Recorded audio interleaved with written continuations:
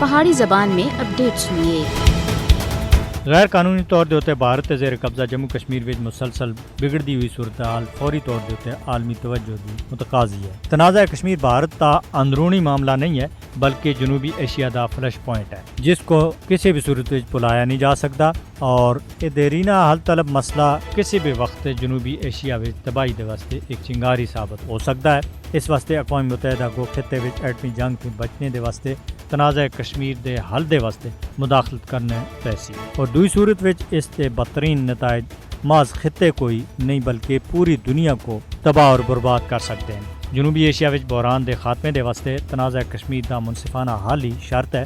اقوام متحدہ کو چاہیے کہ مقبوضہ کشمیر وچ فوری طور دے تے انسانی حقوق کی خلاف ورزیاں دے واسطے ایک اعلیٰ سطحی فیکٹ فائنڈنگ مشن تشکیل دے اور تنازع کشمیر دے حل دے واسطے عملی اقدام کرے۔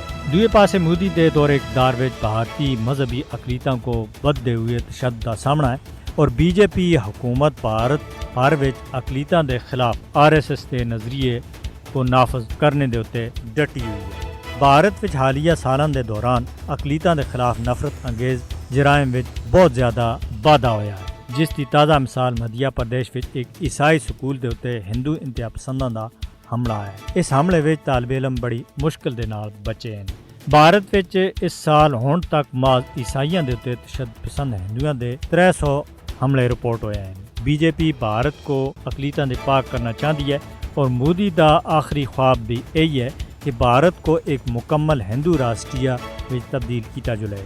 بھارت وچ مسلمانوں سمیت تمام اقلیتاں دے نال دوئے درجے دے شہریاں دا سلوک کیتا جا رہا ہے، اور اقلیتاں کو انتہائی خوف کی حالت وچ زندگی بسر کرنے پی رہی ہے۔ بین الاقوامی برادری کو چاہیے کہ وہ بھارت وچ ہندو فاشزم دا نوٹس گنن، اور مودی دا ہندوتوا نظریہ جنوبی ایشیا وچ امن و استحکام دے واسطے بہت بڑا خطرہ بن چکا ہے۔